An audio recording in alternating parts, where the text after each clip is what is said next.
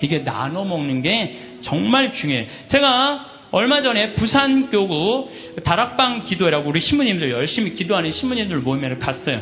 한 70쯤 된 마산교구 신부님이 그런 얘기를 하더라고요. 당신이 아메리카에 강의를 갔었대요. 그럼 하여튼 아메리카에 있는 나라인데, 근데 신부님이 오면 방울뱀을 삶는데요, 잡아서. 그거 하면 안 되는데, 어쨌든 방울뱀을 삶아갖고 아주 진액을 5봉을 줬대요.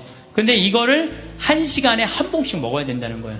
그런데 비행기 떠나기 전에 이제 미국으로 가야 돼서 그걸 또 미국으로 갖고 갈 수가 없잖아. 5봉은 있는데 1시간에 하나씩 먹으라고 그러니 이거 어떻게 해? 한 번에 5개를 먹을 수도 없고. 그래서 이 신부님이 1봉을 먹고 따라간 봉사자들 4명 있길래 그걸 니네들 먹으라고 나눠줬대요.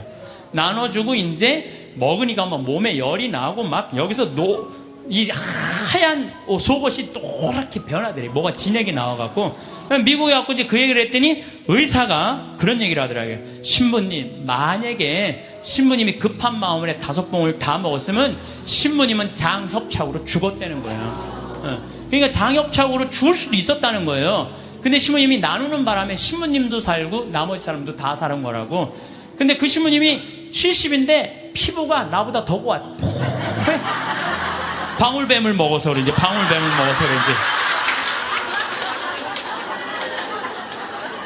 그리고 나눠 먹은 분들도 5년 동안 감기 한 번 안 걸렸다는 거예요. 나누니까 너도 살고 나도 사는 거예요. 혼자 먹으려고 그럴 때 나도 죽고 너도 죽는 거예요.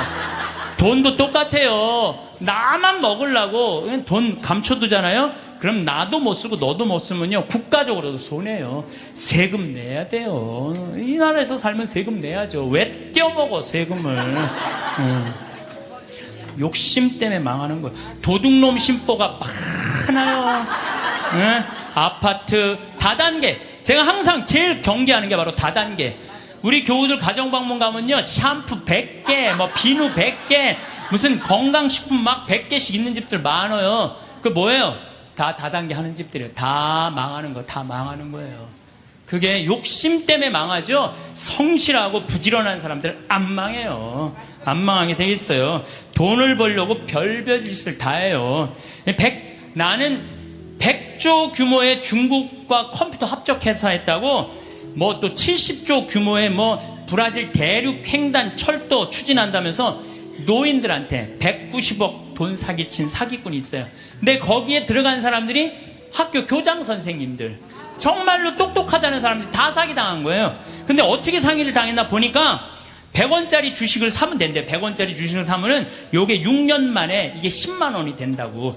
이게 뛰면 그렇게 뛴다고. 그럼 이 사람은요, 1 더하기 1은 2인데 1 더하기 1이 이게 1000이 되는 거야. 그냥 내가 생각을 하는 게 1억 투자하면 이게 100억이 벌려? 그럼 1억을 내는 거예요. 100억 생각하고. 그러니까 저런 거에 사기를 당할까? 그런데 사기를 당하더라고요. 뭐 때문에? 욕심이라는 요 악마 때문에요. 다 함정에 빠지는 거예요. 수원에서는 백화점 상품권 1000만 원 투자하면 매일 92만 원씩 주겠다고 사기를 쳐갖고 140억을 투자한 사람. 이 사람 저 사람 다 돈 끌어다가 다 투자하는 거예요. 여러분들 생각을, 나도 수원 사람이지만 수원 깍쟁이들이 사기당했다는 게 난 이해가 안 돼요. 수원 깍쟁이들이 아마 여러분들도 많을 거예요. 1000만 원을 내면 한 달에 90만 원씩 나와? 그럼 한 달이면 다 나오네? 내는 거죠. 사기꾼들의 그 말에 다 넘어가는 거. 돈은요, 하나님한테 기도한다고 오는 게 아니에요. 열심한 사람, 부지런한 사람이 돈이 오는 거지, 아무것도 안 하면서 기도하면 돈이 어디 그런 이상한 하여튼 그런 거. 그러니까 얼마 전에 무슨 며느리가 시댁집에 4군데 불을 질렀다며요. 불을 질렀는데 왜 질렀냐니까 점쟁이가 시댁에 불이 나면 로또가 된다고. 그래갖고 그냥 불 질렀다는 거 아니야. 아이고 참.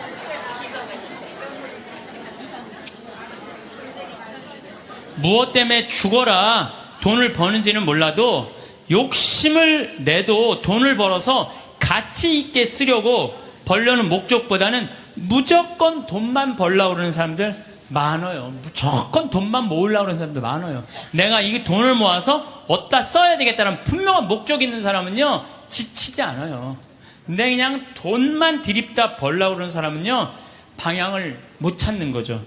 저도 생태마을 운영하면서 경제적인 이익이 생기기 시작했어요. 한 10년은 계속 쏟아붓어요. 내 강사료, 내 책, CD 그냥 그야말로 정말 한 뭐 10억 이상 다 내 강사료는 다 쏟아넣었어요. 근데 요즘 이제 경제적인 이익이 생겼어요. 이제 안정이 돼갖고. 근데 내가 이제 돈이 생기니까 나도 이상해질 거 아니에요. 돈이 생기면 이상해지잖아요.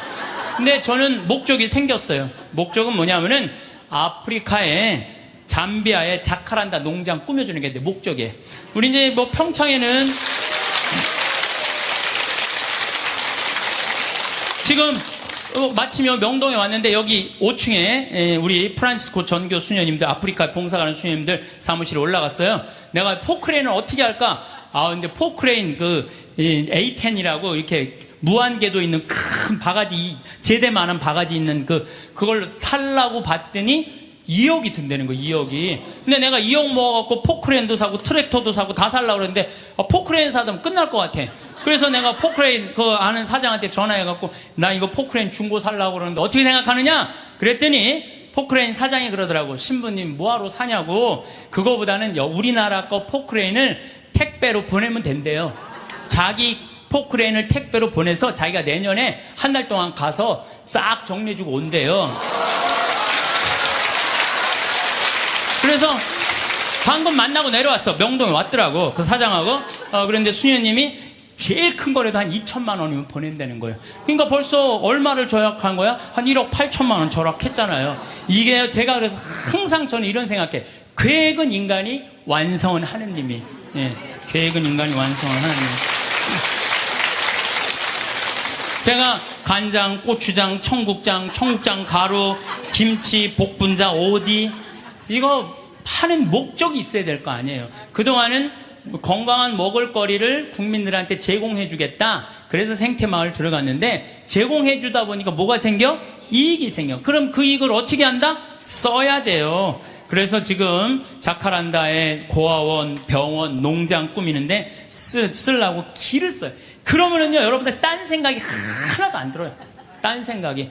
돈을 가지고 어디다 쓸 줄 모르는 사람이 딴 생각하고 있는 거예요. 내가 이걸 어디다 주식에다 투자를 할까? 뭐를 할까? 땅을 살까? 이런 생각을 하는 거지. 그래서요, 돈은 쌓아두면 썩는 거예요. 써야 돼요. 1 더하기 1은 2인데 1 더하기 1은 100이 되기를 바라는 게 대한민국 사람들 심보예요. 돈이요, 내가 1,000만 원 더하기 1,000만 원은 2,000만 원이 돼야 되잖아요. 1,000만 원 더하기 1,000만 원은 1억이 되길 바라는 사람들 여기도 많아요. 제가 은혜 신학교 다닐 때 하루에 보통 성호를 한 70번 정도 긋는다고 말씀드렸죠. 제가 그 강의 끝나고 저도 반성했어요. 나도 먹을 때는 성호 긋는데 안 먹고는, 먹고 끝나고 난 다음에 안 글 때도 많았어, 나도. 근데 요즘 제가 생활이 변했어요. 어떻게 변했느냐면은 하여튼 먹을 때마다 성호를 긋는 거예요. 복분자, 요즘 복분자 나오잖아요. 우린 복분자 또 이것도 갈아서 먹거든요. 복분자 먹을 때도 성호 긋고, 오디 먹을 때도 성호 긋고, 하여튼 그런데요, 제가 요즘 뭐를 느꼈느냐면 성호를 하루 종일 그니까 뭐가 있느냐면 내 삶이 조금씩 거룩해지는 걸 느껴요. 그래서 여러분들도 아무 때나 그세요. 아무 때나. 예? 그러니까 일어나서부터 계속 긋는 거야. 드립다 그냥. 드립다 그니까 내가 조금 생활이요, 조금 거룩해지더라고요. 그래서 정말 성호를 긋는 거는 우리한테 참 중요한 것 같아요. 자, 자식들을 교육할 때 돈이 세상에서 최고라고 가르치지 말고 정직하게 돈 벌어서 그 돈으로 어려운 이웃을 돌보라는 이런 가르침을 가르치는 것이 여러분들 훌륭하게 자식들을 가르치는 거예요. 지금 전 세계 기준으로 볼 때 극심한 가난에 시달리는 사람을, 하루에 1달러 이하로 사는 사람을 극심한 가난에 시달리는 사람이라고 그럽니다.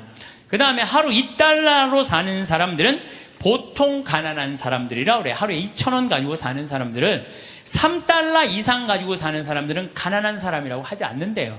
그럼 3달러 이상이면 3,000원 이상이면은 가난하지 않은 거예요. 그러니까 한 달에 90달러, 그러니까 우리나라 돈으로 10만 원 정도만 한 달을 가지고 있으면 가난하지 않다는 거예요. 근데 여러분들 우리나라는 지금 어떻게 살죠?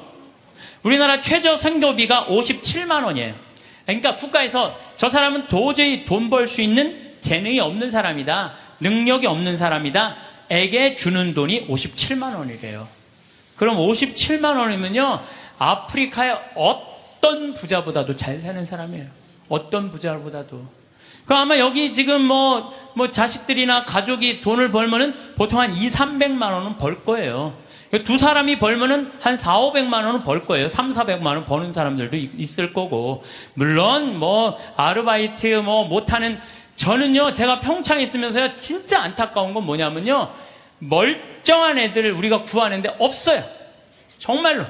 아니 뭐 서울에는 실업자가 100만 명이니 200만 명이라는데 우리 평창은 정말로 젊은이가 없어요. 그래서 젊은이가 하나만 이력서만 넣으면요, 웬만하면 다 뽑아요.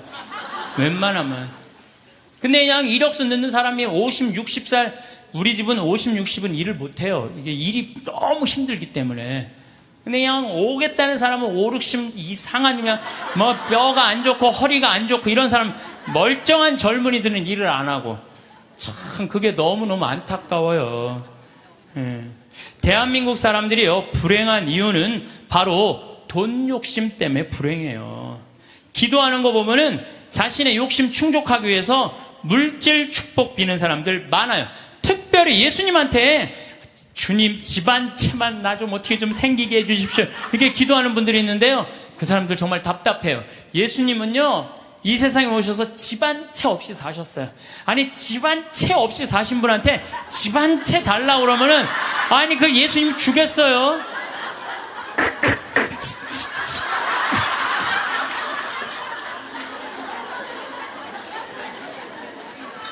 예수님께 기도 열심히 청하면 물질의 축복을 받는다는 이야기는 믿음을 가장한 도박이고 강탈이에요. 여러분들 어떻게 믿을 때 돈 축복 달라고 그래요? 여러분들 돈 때문에 믿는 거예요? 여러분들 뭐 때문에 믿는 거예요? 하늘나라 때문에 믿는 거 아니에요? 그러면 하늘나라를 먼저 구해야지. 내가 기도 9일 기도 열심히 하면 집 한 채. 아니 어디 빌 뗄 대고 빌어야지. 집 한 채 없는 분한테 저기 집 달라고 그러면 돼요. 예수님에게 기도할 내용은 하느님 나라와 그의 정의이지 집이 아니라는 거죠. 재물 축복은 성서에도 이렇게 표현합니다. 잠언 10장 4절을 보면 게으른 손바닥은 가난을 지어내고 부지런한 이의 손은 부를 가져온다. 얼마 전에 판교 신도시 거기 로또라고 그랬잖아요. 그럼 내가 한 2억에 이제 아파트를 사뒀단 말이에요. 2억짜리를 사두고 10억 뛰게 바라는 사람들 많아요. 그렇죠? 1 더하기 1은 2인데 1 더하기 1은 10이라고 생각하는 거야. 근데 안 뛰었어. 지금 부동산 경기가 엉망이잖아요. 안 뛰었는데 나 2억 주고 샀는데 10억 되길 바라는 마음으로 샀는데 8억이 안 뛴 거 아니에요. 이 사람 이 생각을 하는 거, 8억을 손해봤다고 생각을 하는 거야. 8억을 손해봤다고 생각하니까 억울해 안 억울해? 억울한 거야. 근데 문제는 뭐냐면 그 2억을 여기저기 돈을 끌어다가 산 거야. 그럼 이 사람 망해요 안 망해요? 그래서 욕심이 망하는 거예요. 또 청와대 판검사들을 청와대가 판검사들이 보호하는 로얄 패밀리 클럽이라고 써있어서 2천억을 떼어먹은 사람도 있어요. 말도 안 되는 거에 사기당하는 건 다 여러분들은 뭐 때문에 그래? 욕심 때문에. 그 욕심이 나를 끌고 들어가는 거예요. 그러니까 제발 1 더하기 1은 2지 1 더하기 1은 100이 아니에요.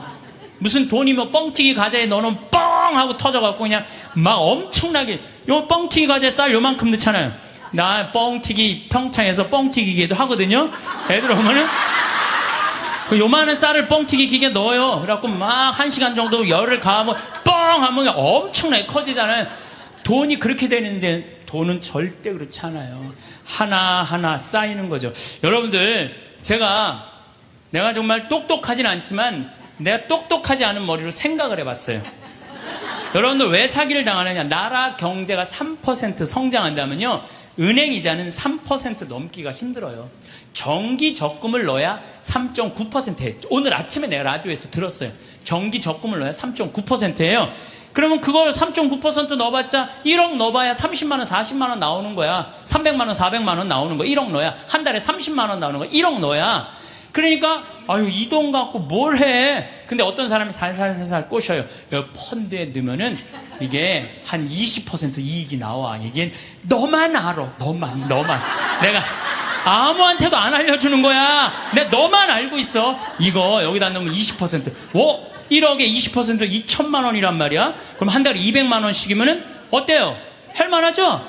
그래서 사기를 당하는 거예요. 그래서 국가 경제가 3% 성장이면요, 이자는 3% 넣기가 어려워요. 근데 만약에 15%, 20% 얻을 수 있다라고 말하고 다가오는 사람은요, 100% 사기꾼이라고 생각하면 돼요. 3% 이자에 3.5% 이거는 돼요. 근데 내가 20%까지 불려줄게. 100% 사기꾼이라고 생각하면 돼. 그런데 이렇게 듣고도 오늘 나가서 여기 말이야, 너만 알아, 너만 알아. 예. 그래? 예, 넘어가는 거죠. 노름, 경마, 강원랜드 도박만 하지 않았어도요, 자녀들과 여행도 다니고 좋은 일도 하고 부부가 함께 여행하고 부모님한테 용돈 드리고 여유롭게 살 사람들 많아요. 근데 저 지금 경마장, 무슨 경정장, 무슨 뭐 전부 다 이 사람들 영혼 망가뜨리는 거예요. 정말 여러분들 그런 거 뭐 재미로 가다가 인생 망치는 거예요. 재미로 가다가. 예. 그 귀중한 돈 제대로 한번 써보지도 못하고 공중에 날리는 사람들 많습니다. 아니 200억 있으면 뭐하러 강원랜드 갖고 그걸 그냥 날려요. 200억 가지고 고아원도 짓고 어려운 사람 장학재단도 설립하고 버려진 독거 노인들도 돌봤어요. 거기만 쭉 일주일에 돌아다녀도 그렇게 해도요, 인생 의미도 찾고 행복하고 삶의 보람도 느낄 거야. 200억을 날리고 나면 그러니까 거기서 뛰어 죽는 사람 1년에 50명 60명이 뛰어 죽는다는 거예요. 사기당하는 분들 다 이유가 있어요. 하루아침에 벼락부자시고 좀 욕심 가지고 있는 사람들, 지금 버는 수입보다 더 큰 수입을 벌 수 있다는 말에 현혹될 때, 그래서 전 대박이라는 단어를 싫어해요. 대박이 어디 있어요, 대박이. 그 달 벌어서 내가 500만 원, 300만 원 벌으면 그중에 50만 원, 60만 원 저금해서 한 5년, 10년 해갖고 1억, 2억 맞추고 집 한 채 사고, 그 집 사고 또 한 10년 열심히 일해갖고 한 3, 4억 해갖고 퇴직할 때 한 4억, 5억 정도 지니고, 그리고 그거 가지고 늙을 때까지 살아가는 거죠. 그러다가 정말로 돈이라는 건 축복이에요. 그거 오는 수가 있어요. 내가 산 집이 어쩌다가 떼어갖고 그걸 정리해갖고 다시 좀 어떻게, 그 정도는 되더라도 어느 날 갑자기 떼돈을 버는 일은 없어요. 또 떼돈을 번다고 여러분 행복하지도 않아요. 내가 전 시간에도 말했지만 떼돈을 보면요, 이 사람 떼같이 몰려. 떼같이 몰려갖고 돈 꿔달라. 머리 아파요.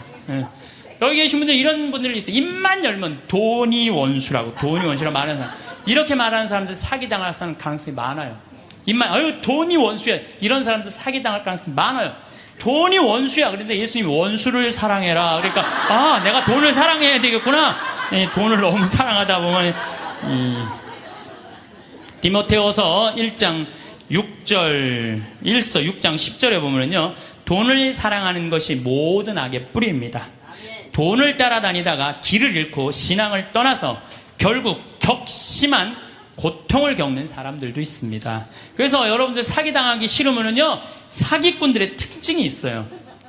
호화롭거나 명품 이야기 많이 하면서 입만 열면 대박 터진다고 말하는 사람들, 이런 사람들 사기꾼들 가능성이 많아요. 자신이 뭐 누구 유명인 영화배우, 무슨 국회의원, 무슨 정치인들 안다고 맨날 입만 열면 얘기하는 사람들 사기꾼일 가능성이 많다는 거예요. 전화번호가 이유도 없이 자주 바뀌는 사람들, 여러분들 전화번호 그냥 끝까지 쓰는 사람들 있죠? 이 사람들 사기꾼들 아니에요. 근데 그냥 전화번호 또 바뀌었어, 이 사기꾼일 가능성이 많다는 거예요. 그리고 또 누가 사기꾼이, 지금 오늘 계약하지 않으면 이 기회는 다시 오지 않는다. 이렇게 꼬시는 사람들, 이거 사기꾼. 며칠 전에 우리 부관장 신부님이, 우리 생태마을에 부관장 신부님이 있는데, 아주 젊은 신부, 이제 30살 막 된 신부인데, 이 신부는 조혈 모세포를 기증을 했어요. 조혈 모세포를 기증해갖고 작년에 어떤 아가씨가, 맞는 아가씨가 있대. 이게 20만 분의 1의 확률이라는데 맞는 아가씨가 갖고 작년에 기증을 했어요. 근데 이 아가씨가 또 좀 안 좋았나 봐. 그래서 얼마 전에 가서 그걸 기증을 했어요. 또 기증을 하고, 이제 평창이니까 무슨 빈센트 병원에 가서 기증을 했는데, 이제 이게 내가 그 골수가 찼는지 안 찼는지 확인을 해야 되는데, 평창에서 수원까지 나가기 좀 그렇잖아요. 그래서 근처 의료원에서 할 수 있대. 그래서 평창 의료원에 가갖고 화보니까 골수가 다 찼다고. 근데 차 갖고 이제 나오는데 딱 트럭에서 한 사람이 딱 나오더니 저기 뭐야 저 손님 내가 홍삼을 이게 배달을 왔는데 이게 한 2박스가 남아갖고 이걸 싣고 가도 어차피 이거 버릴 거니까 이거 손님 좀 사라고 그러더래요. 그래서 황 신부가 나한테 신부님 사기꾼이야 사기꾼. 꼭 이상하게 이거 오늘 그래 참 이거 아니 나같이 저는 안 순진해요. 우리 부관장 같이 순진한 사람은 당해요. 그러니까 여러분들 정말 지혜로워야 돼. 정말 뱀 같은 지혜가 있어야 돼요. 사기 안 당하려면은. 그래서 오늘 와서 강의 무슨 성가정 영성피정에 내가 사기 안 당하는 법도 가르쳐주고.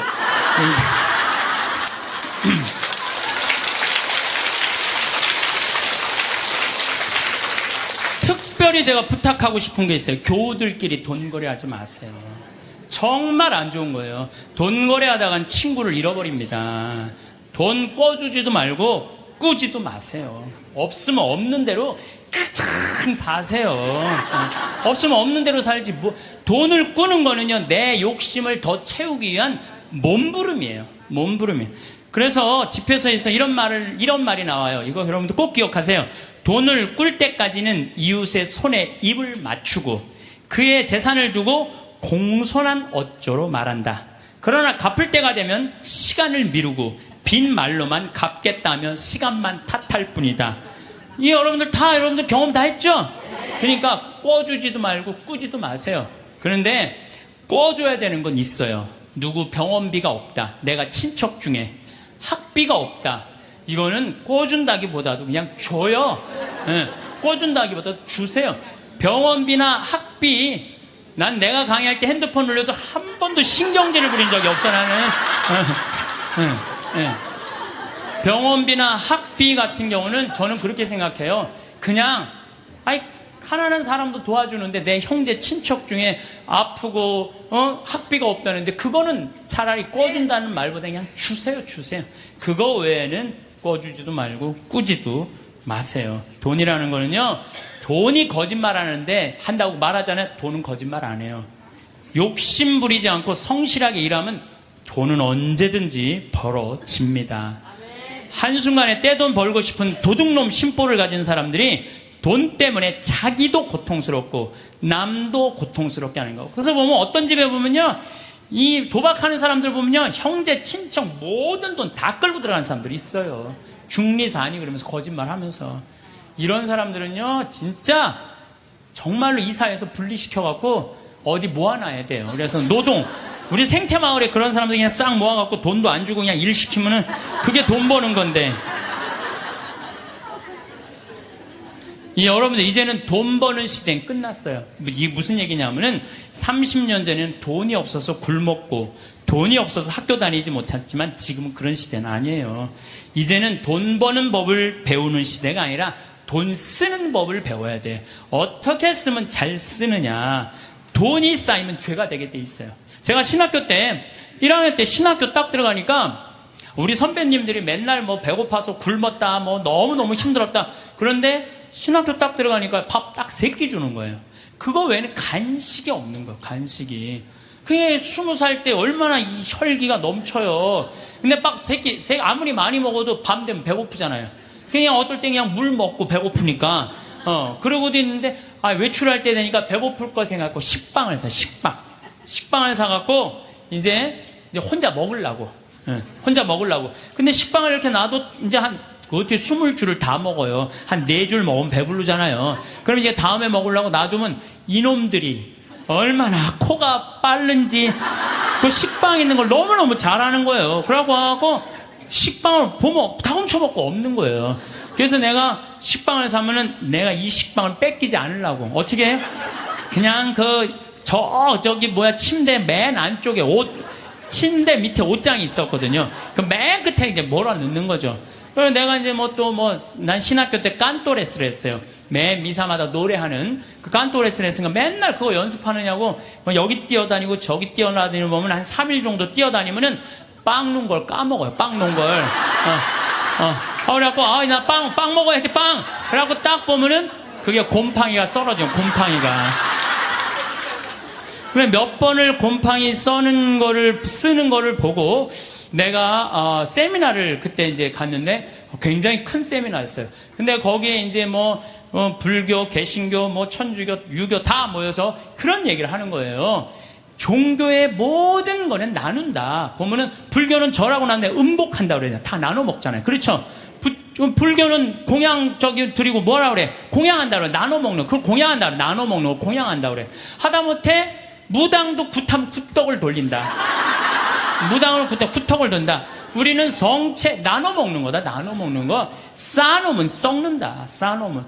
제가 그 얘기를 듣고 딱 내 모습이 생각나네. 그 식빵 혼자 먹겠다고 깊숙한 걸 쌓아놨던 내 자신이, 그것도 맨날 성체화하는 내가 너무 창피하더라고요. 그래서 식빵을 사갖고 들어오면 그 다음부터는 다 불러요. 친구들. 내 친구들. 야, 일로 와봐. 내 식빵 사와. 다 나눠 먹었어요. 나눠 먹으니까 뭐가 좋으냐면 곰팡이 썰어서 버리는 게 없는 거예요.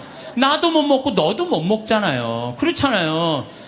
그러니까 걔네들도 이제 외출해갖고 사갖고 오면은 나한테 얻어먹었으니까 어떻게 해? 풀러다가 또 나눠 먹고. 그러니까 한 2학기 되니까 늘 배불리 먹더라고요. 특히 교회 안에 돈이 쌓이면 그 돈은 서로 뜯어먹으려고 모략과 모함이 난무합니다. 교회는요, 돈이 생기는 대로 쌓아두지 말고 나눠야 돼. 제가 정말 생태마을 한 10년 동안 빚에 허석이다가 이제는 농산물도 잘 팔리고 피정도 많이 오고 해서 이젠 정말 편안해졌어요. 근데 저는 제 신념이 뭐냐면은 그 달에 번 건 그 달에 다 쓰자. 이게 내 신념이에요. 그래서 제가 막 이 강의 때 여러분들 돈 있으면 여행 다니라고 그러잖아요. 내가 여러 차례 얘기했지만 올해 2월 달에 처음으로 우리가 빚이 없었어요. 그래갖고 우리 직원들이 10년, 나하고 일하는 직원들 10년, 15년 동안 정말 힘들게 일해왔거든요. 그래서 내가 직원들한테 그랬어요. 야, 우리 이제 오래간만에 수익이 났으니 이거 가지고 성주순례 가자. 그래갖고 아시시, 그 다음에 무슨 베드로, 그 다음 반내, 전부 다.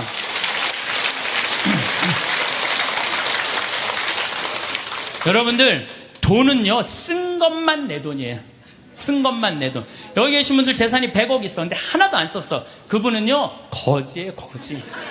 하나도 안 썼으면. 근데 재산이 100억 있어. 근데 그 100억을 가지고 여행도 다니고 맛있는 것도 먹으러 다니고 또 가난한 사람도 도와주고 어려운 아프리카, 우리 잠비아도 1000만 원 기증하고. 이 쓴 것만 내 돈이에요, 쓴 것만. 내가 본당 신부할 때도 정말로 부자들 많았어요. 근데 그 부자들 한 푼도 안 써. 그러면은 어떻게 이렇게 없어 보이는지. 없어 보여요. 한 푼도 안 쓰는 부자는요, 없어 보여요. 근데 정말로 부자면서도 때 따라 철 따라 시모님 이거 필요하실 때 쓰세요. 이거 어려운데 도와주세요. 시모님 이번에 사업. 그 사람들은요, 정말 있어 보이더라고요. 있어 보여요. 돈은 우리 인생을 행복하게 해주는 도구지 목적이 아니에요. 우리나라에 1971년 3월 11일 날 76세로 세상을 떠난 유일양행의 설립자인 유일한 박사님은요, 모든 재산을 공익단체 다 기부했어요. 그리고 주식조차도 직원들한테 다 나눠줬어요. 정말로 멋있는 분이죠. 정말로 기업가의 모습을 보여준 거예요. 또 그 딸도 미국에 가서 전 재산 떠나면서 세상에 다 기부하고 세상 떠났어. 딸도. 아버지가 그러니까 딸도 그러는 거예요. 아버지가 그러니까. 카네기도 전 재산 기부했고 2,500곳의 도서관을 줘줬어요. 카네기. 그리고 워렌 버핏, 빌 게이츠, 걔네들 둘이 낸 게 1,000억 달러예요. 1,000억 달러. 둘이 낸 게. 다 내는 거죠, 다. 왜? 그 사람들은 누구를 상대해서 돈 벌었다고 생각해? 자기네들 국민을. 그러니까 미국 갑부들은 보면요, 다 미국에 가보면요, 그 부자들이 다 기증하고 갖고 몇백억, 몇천억씩. 그걸로 사회가 건강하게 돌아가는 거예요. 우리나라에도 좀 그렇게 살짝 이렇게 미치는 부자가 좀 나왔으면 좋겠어요. 네. 마태복음 19장 16절, 26절에 보면은요, 하느님의 계명을 충실히 지킨 부자 청년에게 예수님이 이렇게 말씀하세요. 내가 완전한 사람이 되려거든 가서 너의 재산을 팔아 가난한 이들에게 주어라. 그러면 내가 하늘에서 보물을 차지하게 될 것이다. 그리고 와서 나를 따라라. 그러나 그 젊은이는 슬퍼하면서 떠났어요. 왜? 재물이 많았기 때문이에요. 여러분들 그 부자 청년은요, 계명도 굉장히 중요하게 여긴 청년이에요. 근데 재물이 많았는데 이 청년은 재물하고 자기를 똑같다고 생각해요. 재물하고 자기를. 이 사람은 재물을 파는 건 뭐를 파는 거야? 자기를 파는 거야. 이게 참 문제예요. 여러분들 재물이 없으면 여러분들도 사라진다고 생각하는 분들 여기 혹시 계시면은 그럼 불행한 사람이에요. 재물이 없어도 상관없어요. 아니 지금 이 세상에 재물 없이 사는 사람들 얼마나 많아요. 그 행복한 사람들 얼마나 많아요. 우리 수녀님들, 우리 신부들은 그래도 좀 나아요. 우리 수녀님들 재물이 있어요, 없어요? 그 수녀님들은 어디 버스 타고 가는데도 돈 받아갖고 해요. 그래도 행복한 수녀님들 많아요. 돈이 우리 존재가 돈하고 똑같아서는 안 돼요. 돈이 많으면 존재가 충만하고 돈이 없으면 존재가 없는 거. 이 병을 우리가 고쳐야 돼. 그래서 그 젊은이는 재물과 존재를 같이 여겼기 때문에 재물을 팔 수 없었던 거죠. 5,000명을 먹인 기적 이야기 가운데 누가 가장 행복했을까요? 5,000명을 먹인 예수님이 행복했을까요? 물고기 2마리 빵 5개 기증한 소년이 행복했을까요? 아니에요. 제일 행복한 사람은요, 그 5,000명한테 나눠준 제자들이에요. 신나지 않았겠어요? 여러분들 한번 생각해봐. 내가 여러분들한테 돈을 한 10억 정도 줘갖고 한 1,000만 원씩 줬어, 여러분들한테. 그래갖고 여러분들 좀 어려운 데 가서 도와주세요. 그래갖고 내가 한 1,000만 원짜리 10개를 가지고 여러분들이 10명이 쫙 나와서 도와줄 때 여러분들 신날 것 같아, 안 신날 것 같아? 내 돈도 아닌데. 내 돈도 아닌데 나눠주는 게, 가난한 이웃한테 나눠주는 게 얼마나 좋아요. 나는 여기서 제일 행복한 사람들은 제자들이라고 생각해요. 여러분들이 하느님이 여러분들한테 지금 재물을 맡겼어요. 어떤 분은 10억을 맡긴 분도 있고, 어떤 사람은 1억을 맡긴 분도 있고, 어떤 사람은 100억을 맡긴 분이 있어. 왜 맡겼어요?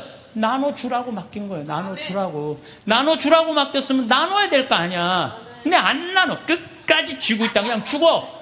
그럼 그냥 자식이 네가 나누냐 내가 나누냐 싸워서 원수돼서 안 만나고. 그러지 말자는 거예요. 우리 대한민국 사회가 이제 건강하려면 어떻게 해야 돼? 나눠야 돼요. 쌓아두면 썩게 돼 있어요. 쌓아두면 어느 사회든 자꾸 나누면은 샘솟게 돼 있어요. 나누는, 신부님 그거는 제가 조금 못 받아들이겠는데, 나누면 하나도 없죠. 근데요, 하느님한테 11조 봉헌한 분들이 왜 잘 되는 줄 알아요? 11조 봉헌하려고 그러면요, 적은 돈 아니에요. 그럼 그 돈을 하기 위해서 다른 생활에 충실해져요. 다른 생활에 충실해지기 때문에 축복을 받는 거예요. 나누는 사람들은요, 생각이 건강하기 때문에요, 사기도 안 당하고 유혹도 안 당해요. 그렇기 때문에 그런 분들은 재물 관리도 잘 할 수 있는 거예요. 그래서 한 건강한 쪽으로. 자, 모세의 10계명, 아론의 황금 송아지 가운데 여러분도 어느 걸 택할 거예요? 모세의 10계명을 택할 거예요? 아론의 황금 송아지를 택할 거예요? 10계명? 자, 근데 강의를 들어보면 또 생각이 좀 달라질 거예요. 모세가 10계명을 받으러 시나이 산으로 올라갔어요. 올라갔는데 불안해. 이제 뭐 이집트에서 탈출해서 왔단 말이야. 근데 시나이에 가보면요, 아무것도 없어요. 좀 사막이야, 사막. 전부 돌산이고. 시나이 산도 완전 돌산이야, 돌산. 근데 모세는 사라졌는데 먹을 건 아무것도 없고 불안하잖아요. 이게 어떻게 하지? 어떻게 하면 좋을까? 고민을 하고 있는데 사람들이, 아니 모세는 안 보이고 우린 불안하다. 우리 그냥 모아갖고 우리 황금 송아지 만들자. 그래? 황금 송아지? 그래, 좋다. 황금 송아지 만들자. 근데 당시에 유대라는 땅, 시나이라는 땅은요, 척박하게 이를 데 없었어요. 그 척박한 땅을 가르려면 누가 있어야 돼? 소가 있어야 돼요. 소가 없으면 농사 못 져요. 소가 없으면. 소가 쟁기로 이랑과 고랑을 만들어 줘야 돼요.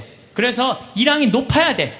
이랑이 높아야지 씨를 이렇게 넣으면은 씨들이 바람에 잘하고, 고랑이 있어야지 물도 잘 빠지고.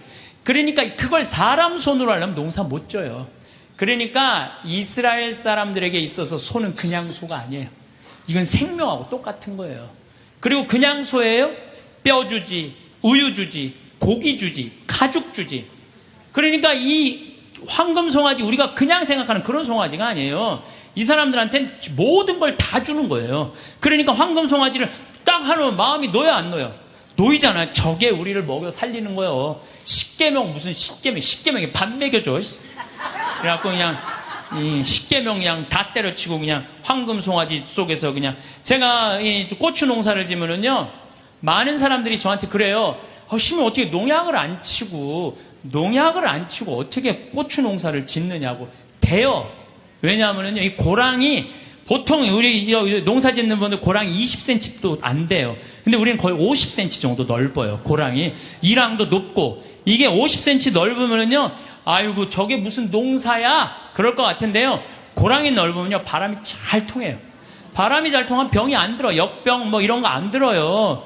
그런데 보면은 바닥바닥해. 그러니까 처음에 우리 저기 도돈리 응암리 주민들이 신부님 그렇게 해서 농사를 어떻게 짓느냐고. 근데 놀라운 거는요 이 고추가 열릴 때 보면요 이 대가 견디질 못해요. 너무 많이 열려갖고. 그래서 제가 그걸 보면서 농사도 욕심 부리면 안 돼요. 그리고 내가 정말 놀라운 거는 감 있잖아요. 감이요 5월달만 되면은요 이렇게 자라다가요 그 애를 다 조절을 자기네들 느껴요. 그래갖고 올해는 좀 많이 괜찮을 것 같다 그러면 그런데 올해는 좀 날이 좀 괜찮을 것 같다. 감이 다 알아요. 그래갖고 다 떨어뜨려요. 보면은 5월달에 가면 감 조그만 거 다 떨어져 있어요. 감 하시는 분들 아시죠? 그 왜냐면 자기가 조절하는 거야. 그러면은 감이 아주 튼실하게 열리는 거야.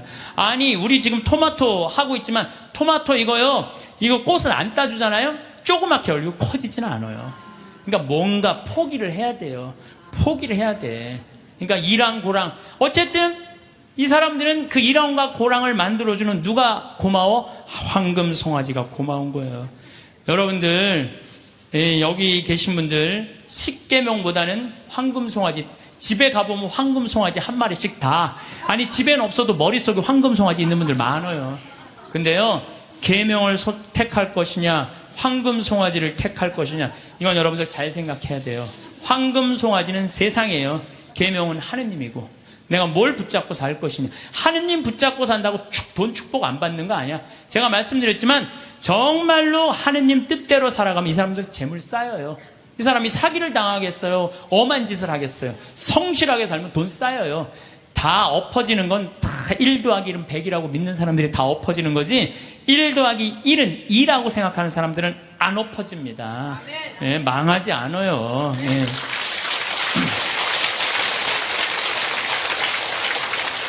하느님 꽉 붙잡고 살아야 되는데 출세와 권력 꽉 붙잡고 사는 사람들 있어요. 저는 예수님이 왜 위대한지 정말로 이 사제로 살면 살수록 더 느껴요. 예수님은 이 세상에 오셔서 절대 권력을 추구하지 않으세요. 나는 섬김을 받으러 온 것이 아니라 섬기러 왔다. 이 말씀이야말로 우리 인간이라면 누구나 다 가슴 깊어야 새겨야 할 말씀이에요. 권력은 섬기기 위한 도구인데 권력을 쥔 사람들이 안 섬기려고 그래요. 막 권력을 휘둘르죠. 위장 전입하고 자식 대학 군대 안 가게 하고 또 대학도 마찬가지야. 무슨 국제중학교 이런 데 막 애 머리도 안 되는데 막 들이밀고 이게 다 돈과 권력으로 부리는 횡패. 지난번에도 말씀드렸지만 우리나라 대통령들 최고 권력 가진 사람들 어떻게 됐어요? 불행하게 죽거나 감옥에 가거나 가족이 감옥에 가거나 그래요. 그러잖아요. 권력이 뭐가 좋아요. 그래서 여러분들 가운데서도 정말로 권력처럼 무상한 게 없어요. 권력을 쥐고 있을 때만 좋지 권력에서 밀려나면은요 비참하고 심지어는 모욕과 보복까지 당하는 게 권력이에요. 요즘 나는 그 전두환 무슨 국회법 통과되는 거 보면서 권력이라는 게 참 무상하구나. 저 전두환이라는 저 대통령이 얼마나 정말로 기가 막힌 권력을 가졌어요. 근데 지금은 모든 국회의원들이 다 10년 연장하자 뺐자. 그게 권력이라는 게 이렇게 무상한 거예요. 권력을 꽉 잡고 사는 것보다 하느님 꽉 잡고 사는 게 훨씬 더 낫습니다.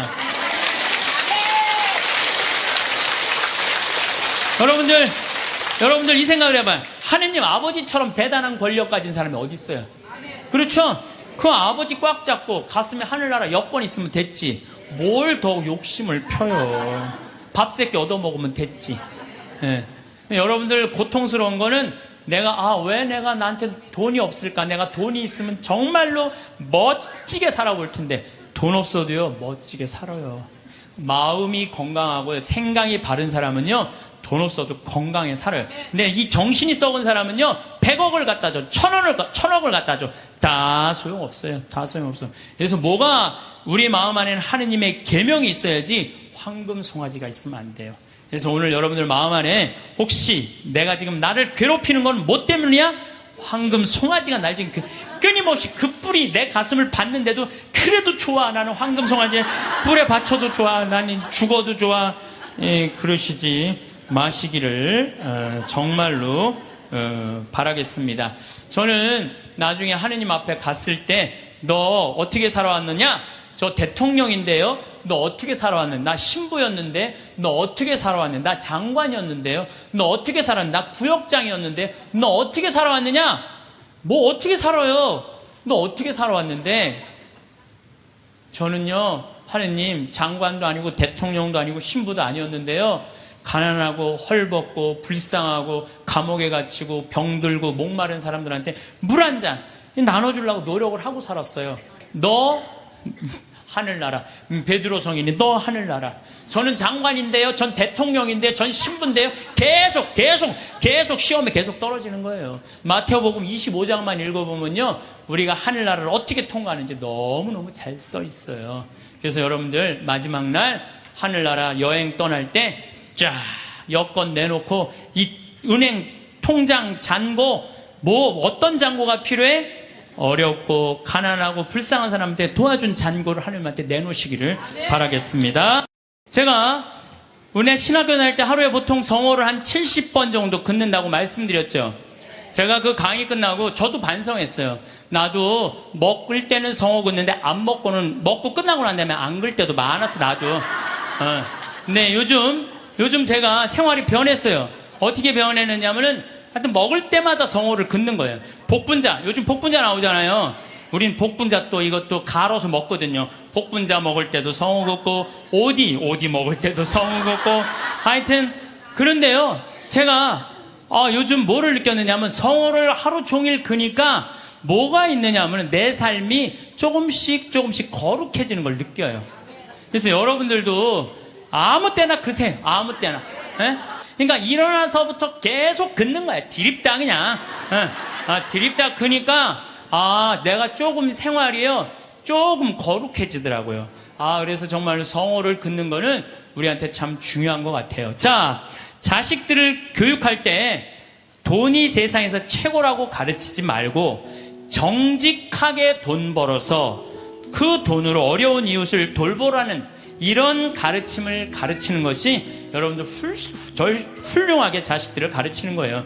지금 전 세계 기준으로 볼 때 극심한 가난에 시달리는 사람을, 하루에 1달러 이하로 사는 사람을 극심한 가난에 시달리는 사람이라고 그럽니다.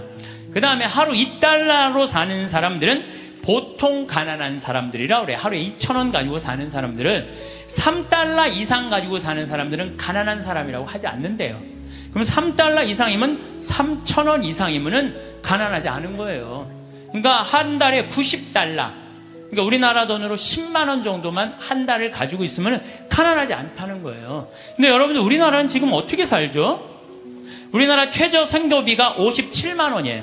그러니까 국가에서 저 사람은 도저히 돈 벌 수 있는 재능이 없는 사람이다, 능력이 없는 사람이다 에게 주는 돈이 57만 원이래요. 그럼 57만 원이면요, 아프리카의 어떤 부자보다도 잘 사는 사람이에요.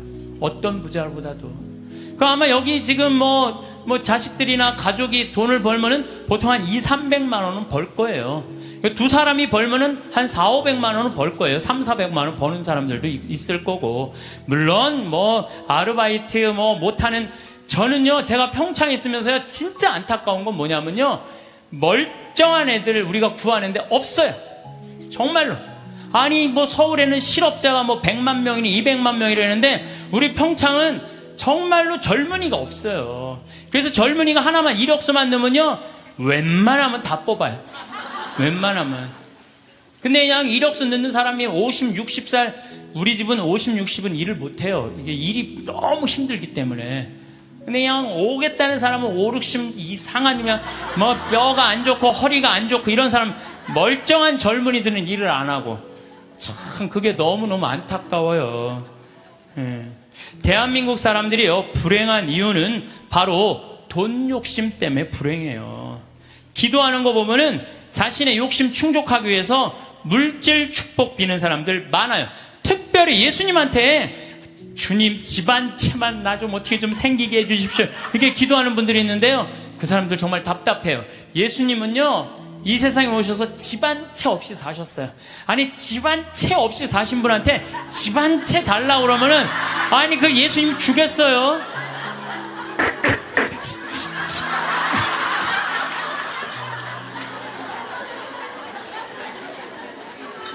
예수님께 기도 열심히 청하면 물질의 축복을 받는다는 이야기는 믿음을 가장한 도박이고 강탈이에요. 여러분들 어떻게 믿을 때 돈 축복 달라고 그래요? 여러분들 돈 때문에 믿는 거예요? 여러분들 뭐 때문에 믿는 거예요? 하늘나라 때문에 믿는 거 아니에요? 그러면 하늘나라를 먼저 구해야지. 내가 기도 열심히, 9일 기도 열심히 하면 집 한 채. 아니, 어디 빌 뗄 대고 빌어야지. 집 한 채 없는 분한테 저기 뭐야, 집 달라고 그러면 돼요. 예수님에게 기도할 내용은 하느님 나라와 그의 정의이지 집이 아니라는 거죠. 재물 축복은 성서에도 이렇게 표현합니다. 잠언 10장 4절을 보면 게으른 손바닥은 가난을 지어내고 부지런한 이의 손은 부를 가져온다. 얼마 전에 판교 한 뭐 신도시 거기 뭐 로또라고 그랬잖아요. 그럼 내가 한 2억에 이제 아파트를 사뒀단 말이에요. 2억짜리를 사두고 10억 뛰게 바라는 사람들 많아요. 그렇죠? 1 더하기 1은 2인데 1 더하기 1은 10이라고 생각하는 거야. 근데 안 뛰었어. 지금 부동산 경기가 엉망이잖아요. 안 뛰었는데 나 2억 주고 샀는데 10억 되길 바라는 마음으로 샀는데 8억이 안 뛴 거 아니에요. 이 사람 이 생각을 하는 거, 8억을 손해봤다고 생각을 하는 거야. 8억을 손해봤다고 생각하니까 억울해, 안 억울해? 억울한 거야. 근데 문제는 뭐냐면 그 2억을 여기저기 돈을 끌어다가 산 거야. 그럼 이 사람 망해요, 안 망해요? 그래서 욕심이 망하는 거예요. 또 뭐 청와대 판검사들을 청와대가 뭐 판검사들이 보호하는 로얄 패밀리 클럽이라고 써있어서 2천억을 떼어먹은 사람도 있어요. 말도 안 되는 거에 사기당하는 건 다 여러분들은 뭐 때문에 그래? 욕심 때문에. 그 욕심이 나를 끌고 들어가는 거예요. 그러니까 제발 1 더하기 1은 2지 1 더하기 1은 100이 아니에요. 무슨 돈이 뭐 뻥튀기 과자에 넣어놓으면 뻥 하고 터져갖고 그냥 막 엄청나게, 요 뻥튀기 과자에 쌀 요만큼 넣잖아요. 나 뻥튀기 평창에서 뻥튀기 기계도 하거든요. 애들 오면은 그 요만한 쌀을 뻥튀기 기계에 넣어요. 그래갖고 막 1시간 정도 열을 가하면 뻥 하면 엄청나게 커지잖아요. 돈이 그렇게 되는데 돈은 절대 그렇지 않아요. 하나하나 쌓이는 거죠. 여러분들, 내가 정말 똑똑하진 않지만 내가 똑똑하지 않은 머리로 생각을 해봤어요. 여러분들 왜 사기를 당하느냐? 나라 경제가 3% 성장한다면요, 은행 이자는 3% 넘기가 힘들어요. 정기 적금을 넣어야 3.9%예요. 오늘 아침에 내가 라디오에서 들었어요. 정기 적금을 넣어야 3.9%예요. 그러면 그걸 3.9% 넣어봤자 1억 넣어봐야 30만 원, 40만 원 나오는 거야. 300만 원, 400만 원 나오는 거야. 1억 넣어야. 한 달에 30만 원 나오는 거야. 1억 넣어야. 그러니까 아유, 이 돈 갖고 뭘 해? 근데 어떤 사람이 살살살살 꼬셔요. 여기 펀드에 넣으면은 이게 한 20% 이익이 나와. 이게 너만 알아. 너만. 내가 아무한테도 안 알려주는 거야. 내가 너만 알고 있어. 이거 여기다 넣으면 20%. 1억에 20% 2천만 원이란 말이야. 그럼 한 달에 200만 원씩이면은 어때요? 할만하죠? 그래서 사기를 당하는 거예요. 그래서 국가 경제가 3% 성장이면요, 이자는 3% 넣기가 어려워요. 근데 만약에 15%, 20% 얻을 수 있다라고 다가오는 사람은요, 100% 사기꾼이라고 생각하면 돼요. 3% 이자에 3.5% 이거는 돼요. 근데 내가 20%까지 불려줄게. 100% 사기꾼이라고 생각하면 돼. 그런데 이렇게 듣고도 오늘 나가서 여기 말이야, 너만 알아. 너만 알아. 예. 그래? 예, 넘어가는 거죠. 노름, 경마, 강원랜드 도박만 하지 않았어도요, 자녀들과 여행도 다니고 좋은 일도 하고 부부가 함께 여행하고 부모님한테 용돈 드리고 여유롭게 살 사람들 많아요. 근데 저 지금 경마장, 무슨 경정장, 무슨 뭐 전부 다 이 사람들 영혼 망가뜨리는 거예요. 정말 여러분들 그런 거 뭐 재미로 가다가 재미로 가다가 인생 망치는 거예요. 재미로 가다가. 예. 그 귀중한 돈 제대로 한번 써보지도 못하고 공중에 날리는 사람들 많습니다. 아니 200억 있으면 뭐하러 강원 랜드 갖고 그걸 그냥 날려요. 200억 가지고 고아원도 짓고 어려운 사람 장학재단도 설립하고 버려진 독거 노인들도 돌봤어요. 거기만 쭉 일주일에 돌아다녀도 그렇게 해도요 인생 의미도 찾고 행복하고 삶의 보람도 느낄 거야.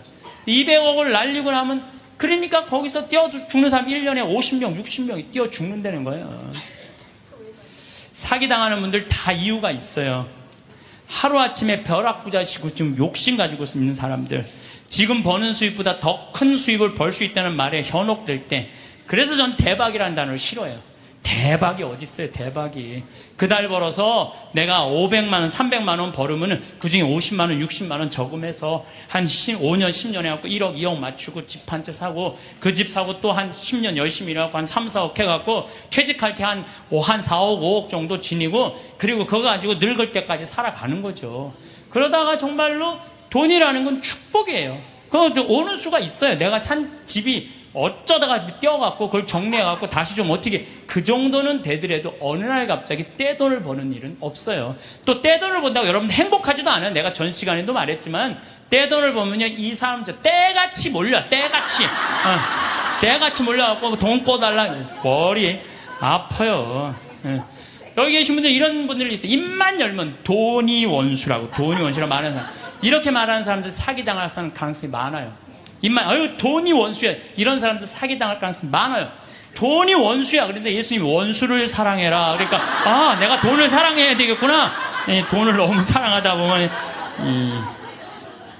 디모데후서 1장 6절 6장 10절에 보면요 돈을 사랑하는 것이 모든 악의 뿌리입니다.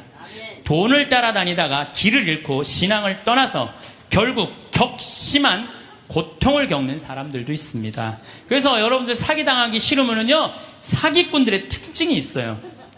호화롭거나 명품 이야기 많이 하면서 입만 열면 대박 터진다고 말하는 사람, 이런 사람들 사기꾼들 가능성이 많아요. 자신이 뭐 누구 유명인 영화배우 무슨 국회의원 무슨 정치인들 안다고 맨날 입만 열면 얘기하는 사람들 사기꾼일 가능성이 많다는 거예요. 전화번호가 이유도 없이 자주 바뀌는 사람들, 여러분들 전화번호 그냥 끝까지 쓰는 사람들 있죠? 이 사람들 사기꾼들 아니에요. 네, 그냥 전화번호 또 바뀌었어 또 바뀌. 사기꾼일 가능성이 많다는 거예요. 그리고 또 누가 사기꾼이 지금 오늘 계약하지 않으면 이 기회는 다시는 오지 않는다. 이렇게 꼬시는 사람들 이거 사기꾼 며칠 전에 우리 부관장 신부님이 우리 생태마을에 부관장 신부님이 있는데 아주 젊은 신부 이제 30살 막 된 신부인데 이 신부는 조혈 모세포를 기증을 했어요. 조혈 모세포를 기증해갖고 작년에 어떤 아가씨가 맞는 아가씨가 있대. 이게 20만 분의 1의 확률이라는데 맞는 아가씨가 갖고 작년에 기증을 했어요. 근데 이 아가씨가 또 좀 안 좋았나 봐. 그래서 얼마 전에 가서 그걸 기증을 했어요. 또 기증을 하고 이제 평창이니까 무슨 빈센트 병원에 가서 기증을 했는데 이제 이게 내가 그 골수가 찼는지 안 찼는지 확인을 해야 되는데 평창에서 수원까지 나가기 좀 그렇잖아요. 그래서 근처 의료원에서 할 수 있대. 그래서 평창 의료원에 가갖고 화보니까 골수가 다 찼다고. 근데 차 갖고 이제 나오는데 딱 트럭에서 한 사람이 딱 나오더니 저기 저 손님 내가 홍삼을 이게 배달을 왔는데 이게 한 2박스가 남아갖고 이걸 싣고 가도 어차피 이거 버릴 거니까 이거 손님 좀 사라고 그러더래요. 그래서 황 신부가 나한테 신부님 사기꾼이야 사기꾼. 꼭 이상하게 이거 오늘 그래 참 이거 아니 나같이 저는 안 순진해요. 우리 부관장같이 순진한 사람은 당해요. 그러니까 여러분들 정말 지혜로워야 돼. 정말 뱀 같은 지혜가 있어야 돼요. 사기 안 당하려면은. 그래서 오늘 와서 강의 무슨 성가정 영성피정에 내가 사기 안 당하는 법도 가르쳐주고.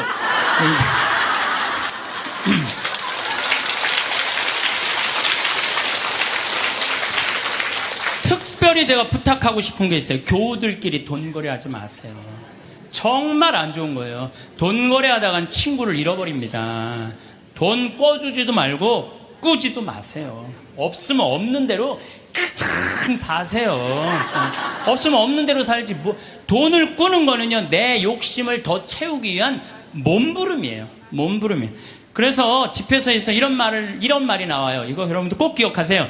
돈을 꿀 때까지는 이웃의 손에 입을 맞추고 그의 재산을 두고 공손한 어조로 말한다. 그러나 갚을 때가 되면 시간을 미루고 빈 말로만 갚겠다며 시간만 탓할 뿐이다. 이 여러분들 경험 다 했죠? 그러니까 꿔주지도 말고 꾸지도 마세요. 그런데 꿔줘야 되는 건 있어요. 누구 병원비가 없다. 내가 친척 중에 학비가 없다. 이거는 꿔준다기보다도 그냥 줘요. 꿔준다기보다 주세요. 병원비나 학비, 난 내가 강의할 때 핸드폰 눌려도 한 번도 신경질을 부린 적이 없어, 나는. 병원비나 학비 같은 경우는 저는 그렇게 생각해요. 그냥, 가난한 사람도 도와주는데 내 형제 친척 중에 아프고 학비가 없다는데 그거는 차라리 꿔준다는 말보다 그냥 주세요.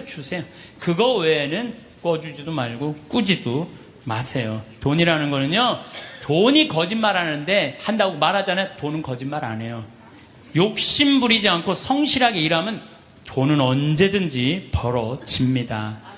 한순간에 떼돈 벌고 싶은 도둑놈 심보를 가진 사람들이 돈 때문에 자기도 고통스럽고 남도 고통스럽게 하는 거. 그래서 보면 어떤 집에 보면요, 이 도박하는 사람들 보면요, 형제, 친척 모든 돈 다 끌고 들어가는 사람들이 있어요. 중리사니 그러면서 거짓말하면서.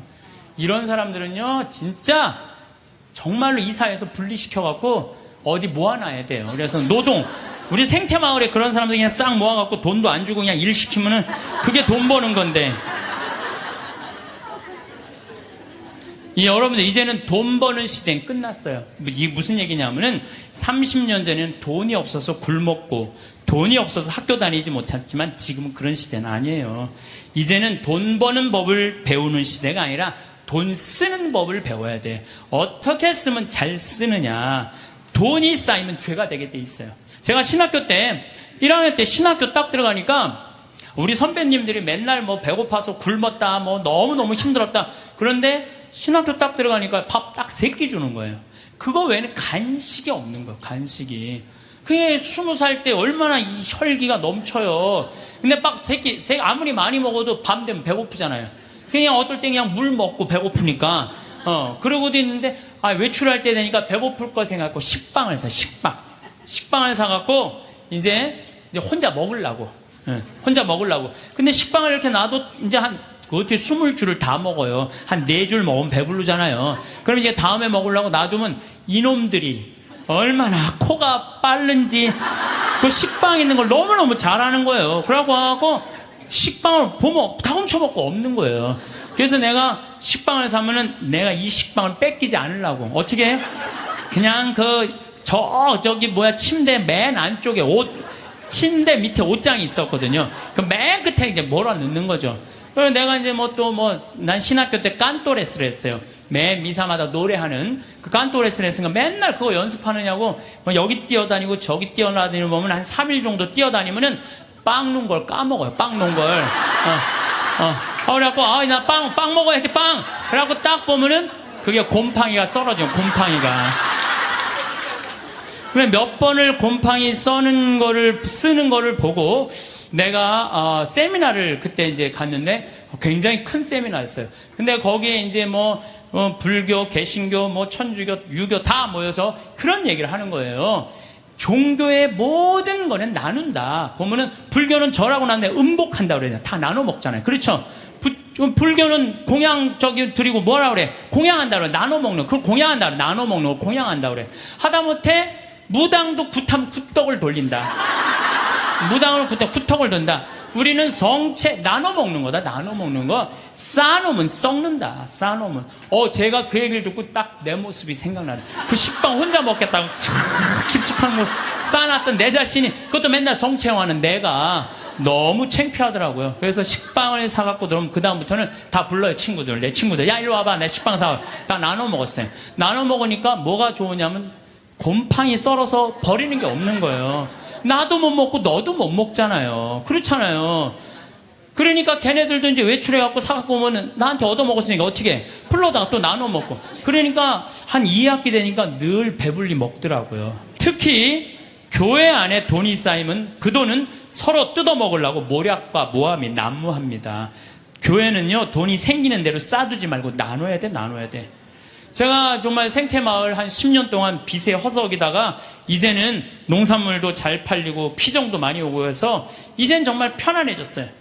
근데 저는 제 신념이 뭐냐면은 그 달에 번 건 그 달에 다 쓰자. 이게 내 신념이에요.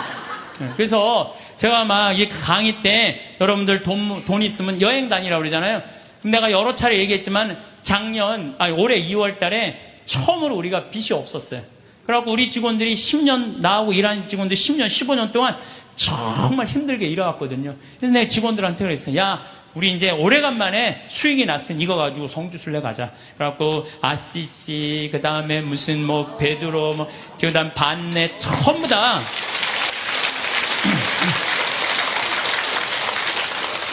여러분들, 돈은요, 쓴 것만 내 돈이에요. 쓴 것만 내 돈. 여기 계신 분들 재산이 100억 있었는데 하나도 안 썼어. 그분은요, 거지예요, 거지. 하나도 안 썼으면. 근데 재산이 100억 있어. 근데 그 100억을 가지고 여행도 다니고 맛있는 것도 먹으러 다니고 또 가난한 사람도 도와주고 어려운 아프리카, 우리 잠비아도 1000만 원 기증하고. 이 쓴 것만 내 돈이에요, 쓴 것만. 내가 본당 신부할 때도 정말로 부자들 많았어요. 근데 그 부자들 한 푼도 안 써. 그러면은 어떻게 이렇게 없어 보이는지. 없어 보여요. 한 푼도 안 쓰는 부자는요, 없어 보여요. 근데 정말로 부자면서도 때 따라 철 따라 시모님 이거 필요하실 때 쓰세요. 이거 어려운데 도와주세요. 시모님 이번에 사업. 그 사람들은요, 정말 있어 보이더라고요. 있어 보여.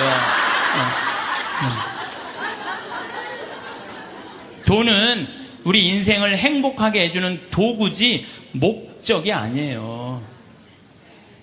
우리나라에 1971년 3월 11일 날 76세로 세상을 떠난 유일양행의 설립자인 유일한 박사님은요, 모든 재산을 공익단체 다 기부했어요.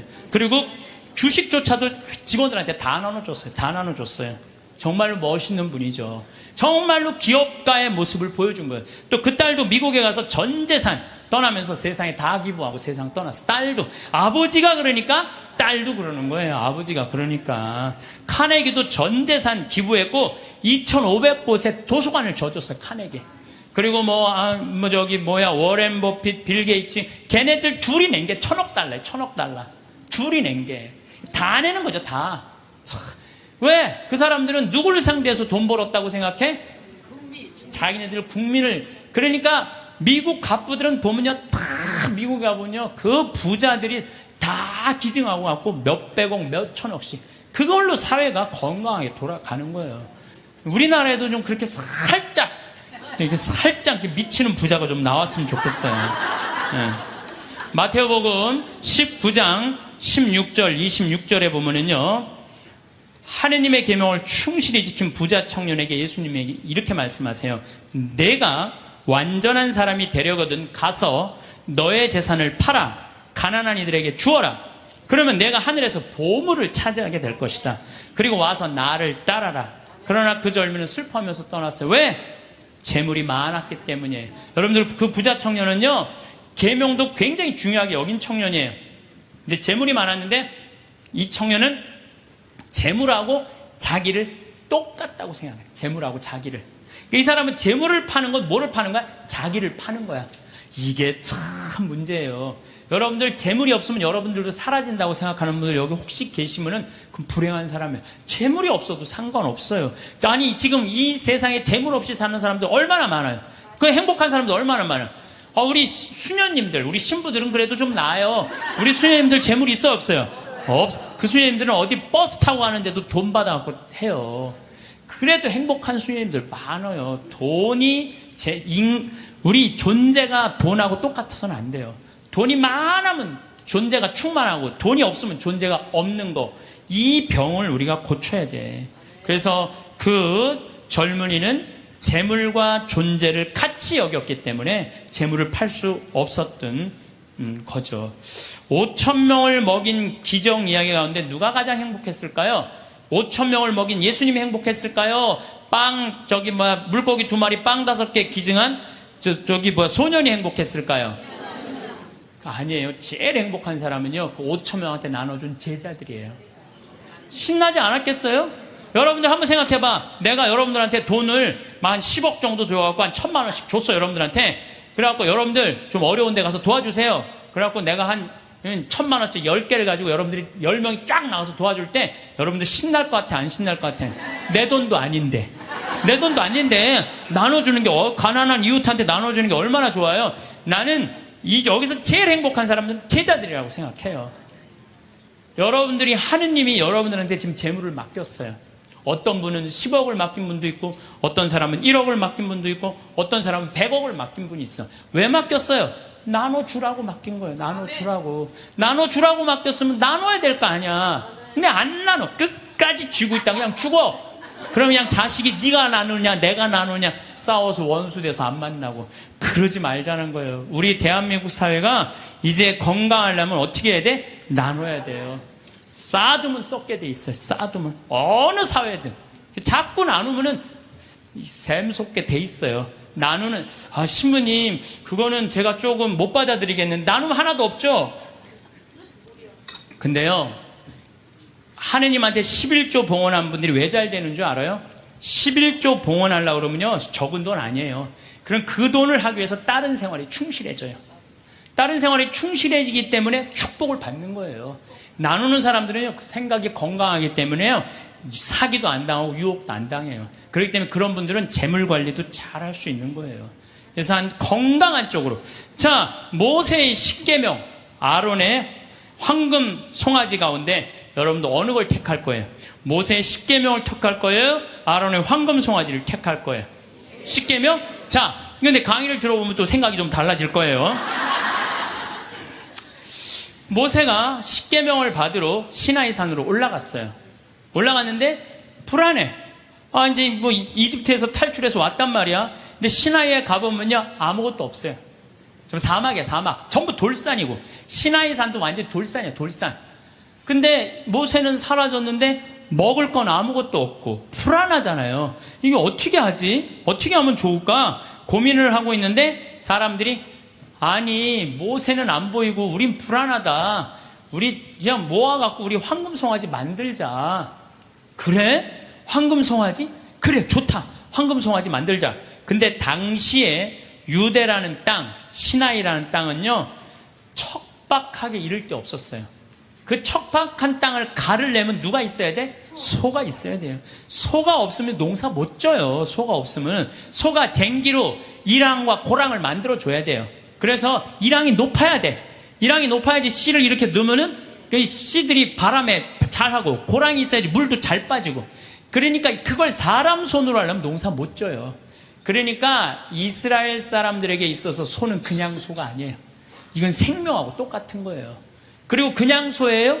뼈 주지, 우유 주지, 고기 주지, 가죽 주지. 그러니까 이 황금송아지, 우리가 그냥 생각하는 그런 송아지가 아니에요. 이 사람들한테는 모든 걸 다 주는 거예요. 그러니까 황금송아지를 딱 하면 마음이 놓여, 안 놓여? 놓이잖아요. 저게 우리를 먹여 살리는 거예요. 10계명, 무슨 10계명에 밥 먹여줘.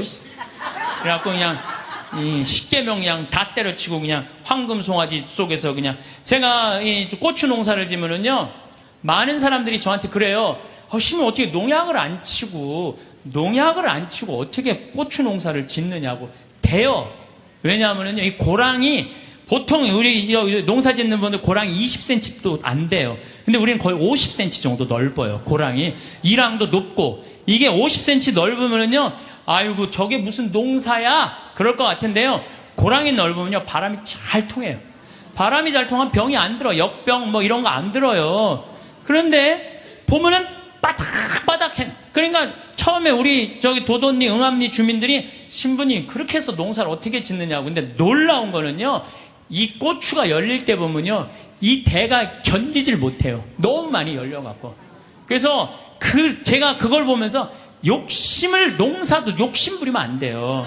그리고 내가 정말 놀라운 거는 감 있잖아, 감이요 5월달만 되면은요 이렇게 자라다가요 그 애를 다 조절을 자기네들 느껴요. 그래갖고 올해는 좀 많이 괜찮을 것 같다 그러면 그런데 올해는 좀 날이 좀 괜찮을 것 같다. 감이 다 알아요. 그래갖고 다 떨어뜨려요.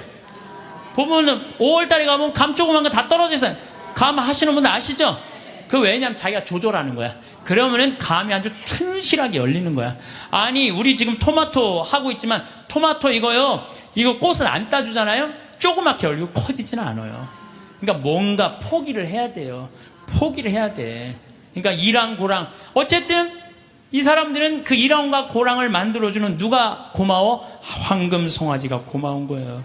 여러분들 여기 계신 분들 십계명보다는 황금 송아지 집에 가보면 황금 송아지 한 마리씩 다 아니 집에는 없어도 머릿속에 황금 송아지 있는 분들 많아요. 근데요 계명을 택할 것이냐 황금 송아지를 택할 것이냐 이건 여러분들 잘 생각해야 돼요. 황금 송아지는 세상이에요. 계명은 하느님이고 내가 뭘 붙잡고 살 것이냐. 하느님 붙잡고 산다고 돈 축복 안 받는 거 아니야. 제가 말씀드렸지만 정말로 하느님 뜻대로 살아가면 이 사람들 재물 쌓여요. 이 사람이 사기를 당하겠어요? 엄한 짓을 하겠어요? 성실하게 살면 돈 쌓여요. 다 엎어지는 건 다 1 더하기 1은 100이라고 믿는 사람들이 다 엎어지는 거지 1 더하기 1은 2라고 생각하는 사람들은 안 엎어집니다. 예, 망하지 않아요. 예.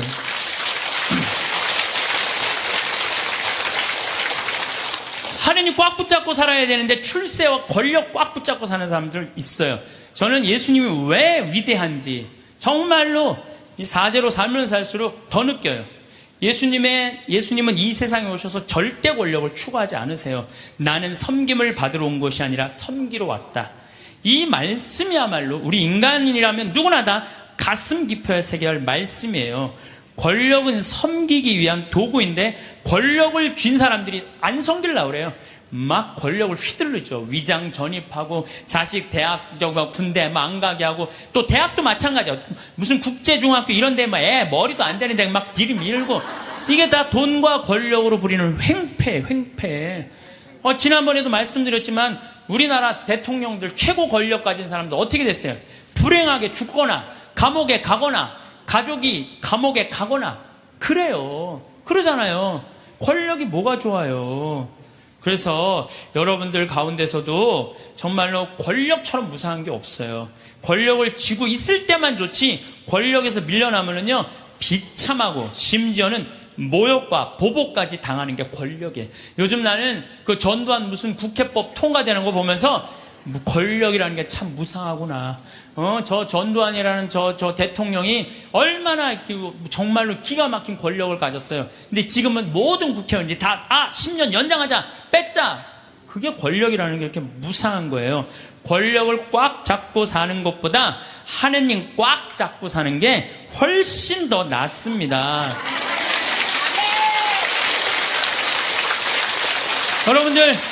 여러분들 이 생각을 해봐요. 하느님 아버지처럼 대단한 권력 가진 사람이 어디 있어요? 그렇죠? 그 아버지 꽉 잡고 가슴에 하늘나라 여권 있으면 됐지. 뭘 더 욕심을 펴요. 밥 새끼 얻어먹으면 됐지. 예. 여러분들 고통스러운 거는 왜 내가 나한테 돈이 없을까? 내가 돈이 있으면 정말로 멋지게 살아볼 텐데 돈 없어도요 멋지게 살아요. 마음이 건강하고 생각이 바른 사람은요 돈 없어도 건강에 살아요. 근데 이 정신이 썩은 사람은요 100억을 갖다 줘, 1000억을 갖다 줘, 다 소용없어요. 다 소용없어요. 그래서 뭐가 우리 마음 안에는 하느님의 계명이 있어야지 황금 송아지가 있으면 안 돼요. 그래서 오늘 여러분들 마음 안에 혹시 내가 지금 나를 괴롭히는 건 뭐 때문이야? 황금 송아지가 날 지금 끊임없이 그 뿔이 내 가슴을 받는데도 그래도 좋아. 나는 황금 송아지 뿔에 받쳐도 좋아. 나는 죽어도 좋아.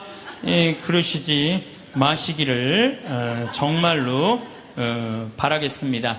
저는 나중에 하느님 앞에 갔을 때 너 어떻게 살아왔느냐? 저 대통령인데요. 너 어떻게 살아왔는데? 나 신부였는데 너 어떻게 살아왔는데? 나 장관이었는데요. 너 어떻게 살았는데? 나 구역장이었는데 너 어떻게 살아왔느냐? 뭐 어떻게 살아요? 너 어떻게 살아왔는데? 저는요 하느님 장관도 아니고 대통령도 아니고 신부도 아니었는데요 가난하고 헐벗고 불쌍하고 감옥에 갇히고 병들고 목마른 사람들한테 물 한 잔 나눠주려고 노력을 하고 살았어요. 너 하늘나라. 베드로 성인이 너 하늘나라. 저는 장관인데요. 전 대통령인데요. 전 신부인데요.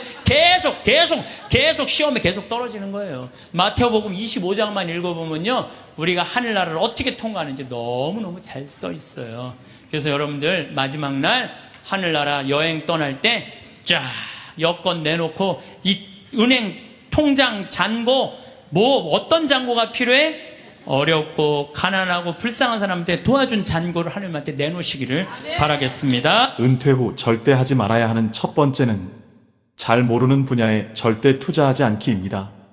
아침부터 저녁까지 밤낮 없이 회사에 매여 살다가 갑자기 아침에 갈 곳도 없고 집에 있자니 가족들 눈치도 보이고 무언가를 해야겠다는 생각이 점점 더 사람을 조급하게 만드는데요. 그래서 이 사람 저 사람 만나다가 안 해본 것에 투자하게 됩니다. 은퇴 이후 절대 하지 말아야 할 것 중 첫 번째가 살면서 한 번도 해보지 않은 것에 돈을 투자하는 것입니다. 지금 세상이 너나 할 거 없이 먹고 살기 힘든 세상입니다. 그렇다 보니 어르신들같이 순진한 퇴직자들의 은퇴 자금과 퇴직금을 노리는 사기꾼들이 천지입니다. 특히 그들이 노리는 사람은 평생 회사라는 테두리 안에서 일만 하느라 바깥 세상 물정을 잘 모르는 사람들인데요. 은퇴했거나 은퇴를 앞두고 있는 노년층 분들은 자기 은퇴 자산이 부족하다고 느끼는 나머지 자신이 잘 알지 못하는 분야에 대한 투자를 공격적으로 그리고 과감하게 하는 경향이 강합니다. 빨리 큰 효과를 거둬야 한다는 강박 때문이라고 생각되는데요. 이 시기에 가장 중요한 포인트는 은퇴 자산을 크게 불리는 것이 아니라 적정한 수익을 거두면서 잘 지키는 것입니다. 투자 사기를 치는 사람들의 언변은 그 누구도 따라갈 수 없습니다. 투자자의 주머니 속에서 돈이 나오게 만들려면 성공한 사람들을 보면 크게 두 부류로 나뉘는 걸 알 수 있습니다. 하나는 자신이 성공했다고 여기저기 떠벌리고 다니는 사람들, 그리고 또 하나는 조용히 아무 말 없이 자기 삶을 사는 사람들입니다. 우리는 흔히 성공을 하면 자연스럽게 자랑하고 싶어질 거라고 생각하죠. 좋은 차를 사고 비싼 시계를 차고 SNS에 멋진 사진을 올리고 싶을 겁니다. 왜냐하면 그렇게 하면 남들이 나를 더 인정해 줄 거라고 믿으니까요. 하지만 현실은 그렇지 않습니다. 오히려 진짜 성공한 사람들은 그렇게 행동하지 않습니다. 왜냐하면 보여줄 필요가 없기 때문입니다.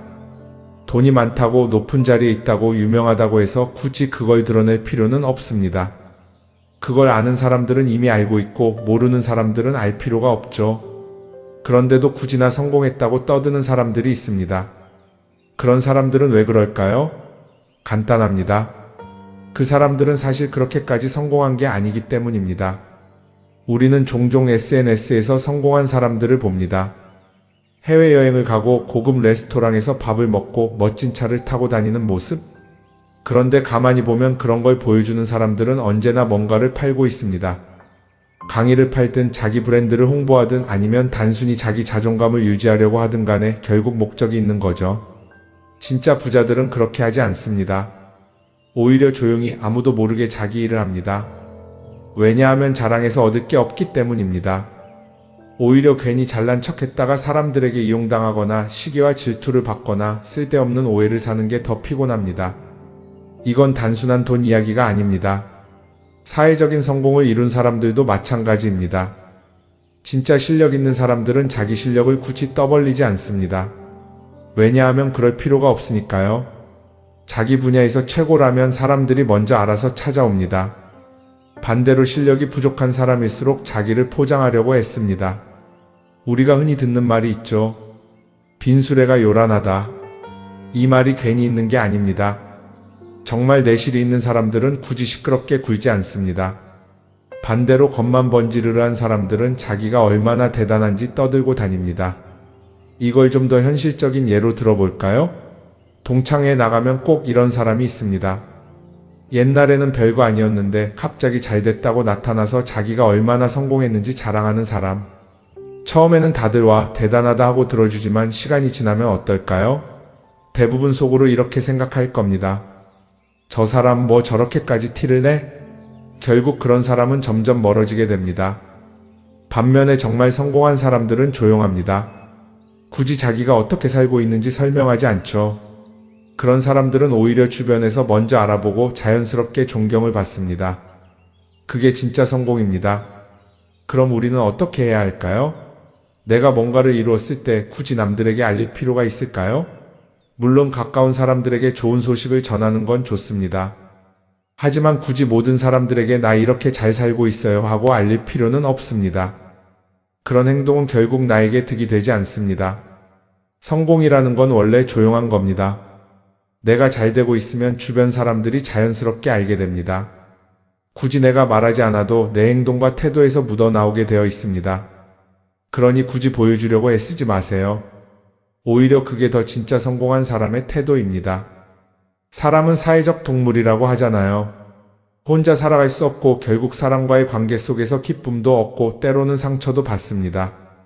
그런데 한 가지 생각해 볼 게 있어요. 우리가 정말 인간관계가 필요해서 맺고 있는 걸까요? 아니면 그냥 그래야 한다고 배워서 어쩔 수 없이 유지하고 있는 걸까요? 어릴 땐 친구 많으면 좋다고 하죠. 사회생활에서도 인맥이 중요하다는 말을 많이 합니다. 그런데 정작 주변을 보면요, 인간관계가 넓은 사람일수록 스트레스를 더 많이 받아요.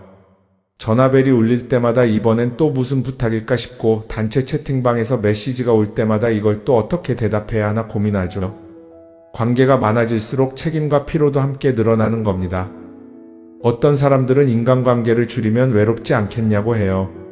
그런데 가만히 생각해보면 진짜 외로움을 느끼는 순간이 언제인지 아세요? 오히려 불필요한 인간관계 속에 있을 때입니다.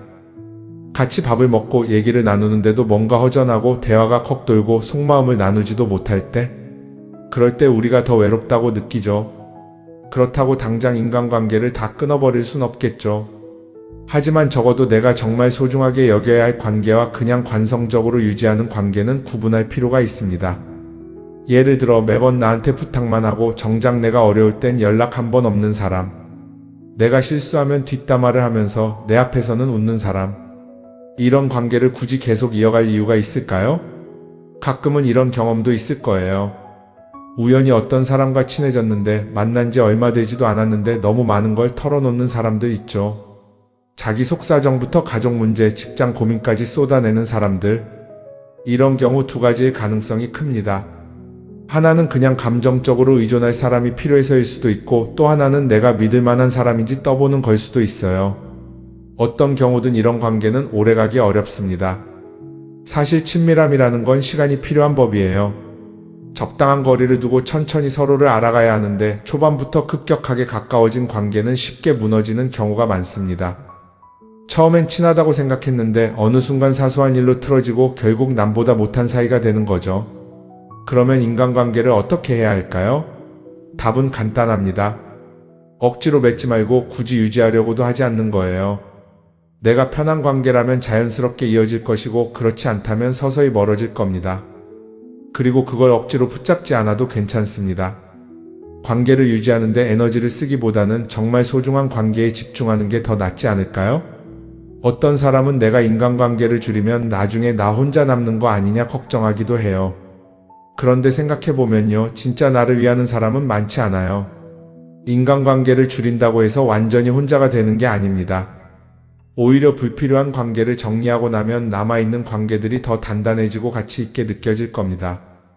예전엔 인맥이 자산이라는 말을 많이 했어요. 그런데 요즘은 꼭 그렇지도 않죠. 오히려 불필요한 인간관계가 많으면 그게 짐이 될 수도 있어요. 적당한 거리, 적당한 선. 이걸 잘 지키는 게 결국엔 가장 편한 인간관계를 유지하는 방법 아닐까요? 한번 곰곰이 생각해 보세요. 지금 내 주변에 있는 사람들 중에서 내가 정말 편하게 만날 수 있는 사람이 몇 명이나 되는지, 내가 억지로 맞춰주고 있는 관계는 없는지. 관계를 줄이면요, 외로워지는 게 아니라 오히려 더 자유로워집니다. 그리고 자유로워진 만큼 내 인생에서 정말 중요한 것에 집중할 수 있게 됩니다. 인간관계 너무 많은 걸 신경 쓰다 보면 정작 중요한 걸 놓칠 수 있어요. 그러니까 이제는 한 번쯤 정리해보는 것도 나쁘지 않을 겁니다. 사람들이 돈을 많이 벌고 싶어 하는 이유가 뭘까요? 단순히 돈이 많으면 좋으니까? 물론 그것도 있겠지만 사실 돈을 원하는 진짜 이유는 더 나은 삶을 살기 위해서겠죠. 그런데 문제는 돈을 많이 번다고 해서 반드시 삶이 나아지는 건 아니라는 겁니다. 오히려 더 많이 벌수록 더 많이 쓰게 되는 경우가 많아요. 가끔 이런 생각해 본 적 없으세요? 예전에는 돈이 지금보다 훨씬 적었는데 이상하게 그때가 더 여유로웠던 것 같다. 왜 그럴까요? 사실 우리가 원하는 건 돈 그 자체가 아니라 돈을 통해 얻을 수 있는 자유인데 돈을 벌면 벌수록 그 자유를 잃어버리는 경우가 많아요. 더 좋은 차, 더 좋은 집, 더 좋은 옷을 사면서 점점 더 많은 돈이 필요해지고 결국엔 돈을 벌기 위해 또다시 일해야 하는 악순환에 빠지게 되는 거죠. 한번 생각해 봅시다. 우리가 정말 필요해서 뭔가를 사는 경우가 얼마나 될까요? 필요해서라기보다는 남들이 가지고 있으니까, 없어 보이기 싫으니까, 혹은 그냥 기분 전환을 위해서 소비하는 경우가 훨씬 많아요. 그리고 그런 소비를 할 때마다 스스로 이렇게 합리화를 하죠. 이 정도는 나를 위한 투자야. 그런데 가만히 보면 그 소비가 진짜 나를 위한 소비인지 아니면 그냥 사회가 만든 기준에 끌려가고 있는 건지 헷갈릴 때가 많습니다. 예를 들어 예전에는 스마트폰 하나면 충분했는데 이제는 스마트워치도 있어야 하고 무선 이어폰도 필요하고 태블릿도 있어야 할 것 같고 하나를 사면 또 다른 무언가가 필요해지는 시기예요. 사실 이건 우리가 그렇게 만들어진 겁니다. 광고도 그렇고 SNS도 그렇고 자꾸 우리에게 이렇게 말하죠. 이걸 사야 더 행복해질 수 있어요. 그런데 정작 그걸 사고 나면 어때요? 처음 며칠은 좋죠. 그런데 시간이 지나면 또 다른 걸 사고 싶어져요. 왜냐하면 물건이 우리를 오래 행복하게 만들어주지는 않거든요. 특히 요즘은 SNS가 이런 소비 심리를 더 부추기는 것 같아요. 예전에는 친구들끼리 만나서 나 새로 샀어 하고 자랑하는 게 전부였는데 이제는 SNS에 올리면서 전 세계 사람들에게 보여주잖아요. 그러다 보니까 남들도 다 뭔가를 사서 올리고 나도 따라해야 할 것 같은 기분이 드는 거예요. 그런데 중요한 건 그 사람들도 사실은 나와 똑같은 기분이라는 겁니다. 내가 남을 부러워하는 만큼 나도 누군가에게 부러움을 사려고 애쓰고 있는 거죠. 결국 끝없는 비교와 소비 속에서 진짜 중요한 걸 놓치게 되는 겁니다. 한번 이렇게 생각해보면 어떨까요? 만약 내가 지금부터 딱 1년 동안 불필요한 소비를 하지 않는다면 내 삶이 어떻게 변할까? 아마 처음에는 답답할 수도 있어요. 사고 싶었던 걸 참아야 하니까. 그런데 그걸 몇 번 참고 나면 어느 순간 깨닫게 될 겁니다. 내가 굳이 이걸 안 사도 괜찮네? 그렇게 불필요한 소비가 줄어들면 자연스럽게 돈이 쌓이겠죠. 그런데 돈이 쌓이는 것보다 더 중요한 게 있어요. 바로 마음의 여유가 생긴다는 겁니다. 돈을 쓰지 않는다고 해서 불행해지는 게 아니라 오히려 소비로부터 자유로워지면서 진짜 행복을 찾을 수 있어요.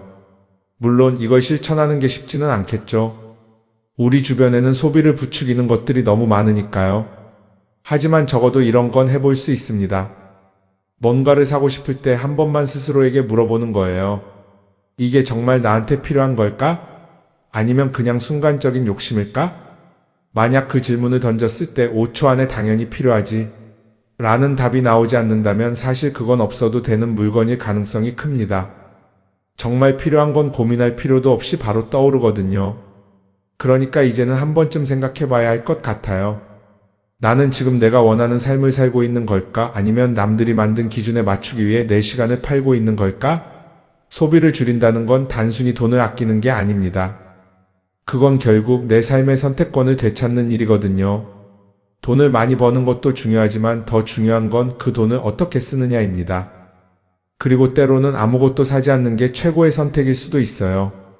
우리는 요즘 SNS 없이 사는 게 거의 불가능한 시대에 살고 있죠. 아침에 눈 뜨자마자 휴대폰을 확인하고 출근길에도 SNS를 보고 잠들기 전까지도 계속 들여다봅니다. 그러면서 남들이 어떻게 사는지 보고 나도 모르게 비교하게 되고 때로는 초조해지기도 하죠. SNS에 올라오는 사진들 한번 보세요. 맛집에서 멋진 음식을 먹고 해외여행을 다니고 좋은 옷을 입고 성공한 삶을 사는 사람들. 그런데 가만히 보면 이 사람들이 정말 행복해서 저런 사진을 올리는 걸까요? 아니면 그냥 행복해 보이고 싶은 걸까요? 실제로 SNS에 가장 많이 올라오는 사진이 뭔지 아세요? 남들이 부러워할 만한 순간들입니다. 집에서 편하게 쉬고 있는 모습이나 출근길에 지친 얼굴, 어제 먹다 남은 배달 음식 사진 같은 건 잘 안 올리죠. 대신 멋진 레스토랑, 명품 가방, 고급 호텔 같은 것들이 올라옵니다. 왜 그럴까요? 결국 SNS는 보여주기 위한 공간이기 때문입니다. 여기서 중요한 게 있어요. 우리가 SNS에서 보는 건 그 사람의 삶 전체가 아니라 편집된 일부 장면이라는 겁니다. SNS는 마치 한 편의 다큐멘터리나 영화처럼 잘 꾸며진 장면들만 보여줍니다. 그런데도 우리는 그걸 보면서 아, 저 사람은 나보다 더 행복하구나 하고 착각하죠. 예를 들어 SNS에서 한 친구가 해외여행을 가서 아름다운 풍경을 찍어 올렸다고 해볼게요. 우리는 그걸 보면서 부럽다, 나도 저렇게 살고 싶다라고 생각하겠죠. 그런데 정작 그 친구는 사진을 찍고 나서도 일 때문에 스트레스를 받고 있을 수도 있고 여행 비용을 감당하느라 카드가 걱정을 하고 있을 수도 있습니다. 그 부분은 우리는 알 수가 없죠. 그런데 문제는 이렇게 남들과 비교하는 습관이 쌓이면 결국 내 삶이 초라하게 느껴진다는 겁니다. 원래는 그냥 조용히 살아도 괜찮았는데 SNS를 보고 나면 나만 뒤처지는 것 같고 뭔가를 더 해야 할 것 같고 괜히 불안해지죠. SNS는 기본적으로 사람들의 비교 심리를 자극합니다. 남들이 가진 걸 나도 갖고 싶게 만들고 남들이 하는 걸 나도 해야 할 것 같은 기분이 들게 만들죠. 그러다 보니 필요하지도 않은 걸 사게 되고 무리해서라도 화려한 곳에 가게 되고 남들에게 보여주기 위해 사는 삶을 살게 됩니다. 그럼 어떻게 해야 할까요? 사실 정답은 간단합니다. SNS에서 보이는 것들을 곧이곧대로 믿지 않는 것입니다. 그리고 더 중요한 건 남과 비교하는 걸 멈추는 것이에요. 어떤 사람이 비싼 차를 타고 다닌다고 해서 그 사람이 꼭 행복한 건 아닙니다. 좋은 차를 타고 다니지만 밤마다 사업 걱정에 잠 못 이루는 사람도 많아요. 반대로 대중교통을 이용하지만 마음 편하게 사는 사람도 있죠. 결국 행복은 보이는 것이 아니라 느끼는 것입니다. SNS를 덜 보면 덜 불행해진다는 연구 결과도 있어요. 하루 종일 남의 삶을 보면서 비교하는 시간을 줄이면 내 삶에 집중할 수 있는 시간이 많아지는 겁니다.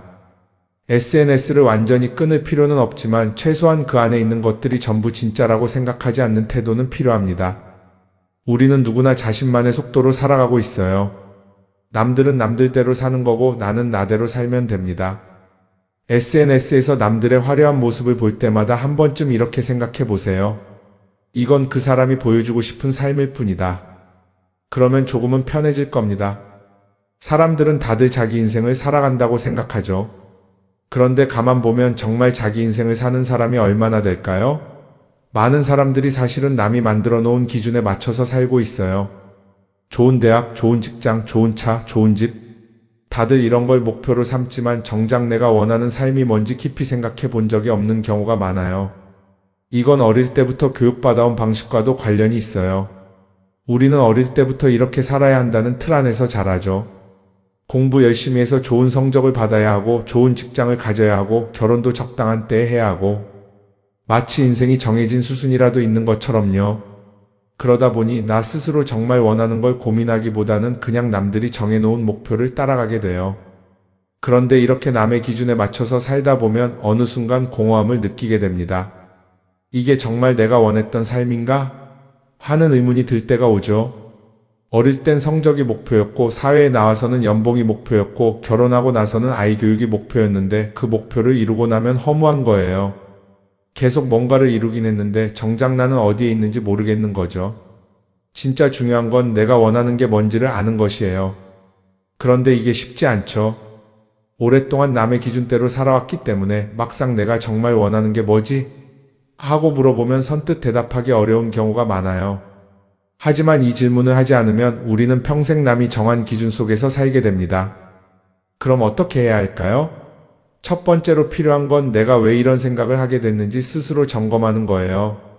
예를 들어 내가 비싼 차를 사고 싶다고 생각한다면 그게 정말 내 필요 때문인지 아니면 남들에게 잘 보이기 위해서인지 한번 따져봐야 해요. 만약 남들이 나를 어떻게 볼까 하는 게 더 중요하다면 그건 내 기준이 아니라 사회가 만들어 놓은 기준일 가능성이 큽니다. 두 번째는 다른 사람의 의견에 휘둘리지 않는 연습을 하는 거예요. 우리는 살아가면서 끊임없이 남들의 평가를 받죠. 그 나이에 그런 걸 시작한다고? 지금 그게 가능하겠어? 이런 말들이 우리를 흔들어 놓습니다. 그런데 그런 말에 신경 쓰다 보면 결국 아무것도 하지 못하게 돼요. 중요한 건 남들이 뭐라고 하든 내가 결정하는 거예요. 물론 남의 조언을 들을 수도 있고 참고할 수도 있죠. 하지만 최종 결정은 항상 내 몫이어야 합니다. 내가 결정하고 내가 책임지는 거. 그렇게 해야 내 삶을 온전히 내 것으로 만들 수 있어요. 세 번째는 내가 한 선택에 책임지는 자세를 가지는 거예요. 많은 사람들이 무언가를 선택하고 나서도 후회하죠. 괜히 이걸 했나? 이 선택이 잘못된 건 아닐까? 그런데 한 가지 확실한 건 후회한다고 해서 과거가 바뀌지는 않는다는 거예요. 내가 한 선택이라면 그 선택이 틀렸다고 해도 받아들이고 그 안에서 최선을 다하는 게 더 중요해요. 이렇게 말하면 그럼 실수하면 어떡하죠? 라고 걱정하는 분들도 있을 거예요. 하지만 생각해보면 우리가 실수를 두려워하는 이유도 결국 남의 시선 때문이에요. 내가 실패하면 남들이 날 어떻게 볼까? 이런 걱정이 더 크죠. 그런데 남들은 생각보다 우리한테 관심이 없어요. 우리가 성공하든 실패하든 남들은 자기 삶을 사느라 바빠요. 그러니까 내 인생의 주인은 결국 나 자신이라는 걸 명확히 할 필요가 있어요. 내 선택을 하고 그 선택에 책임지면서 남이 아니라 나에게 맞는 길을 찾는 것. 그게 진짜로 내 삶을 살아가는 방법이 아닐까요? 어쩌면 우리는 너무 오랫동안 이렇게 살아야 한다는 틀 속에 갇혀 있었는지도 모릅니다. 하지만 이제는 한 번쯤 생각해 봐야 합니다. 나는 진짜 내 삶을 살고 있는가? 그리고 만약 아니라면 지금부터라도 조금씩 바꿔보면 어떨까요? 동글동글 콩으로 만든 청국장 동글동글 콩으로 만든 청국장 찌개로도 먹고요 가루는 생수에도 타서 먹어요 우리 모두 건강을 챙겨봐요 생태맘 청국장 동글동글 콩으로 만든 청국장 동글동글 콩으로 만든 청국장 성필립 보생태마을 생태맘장터에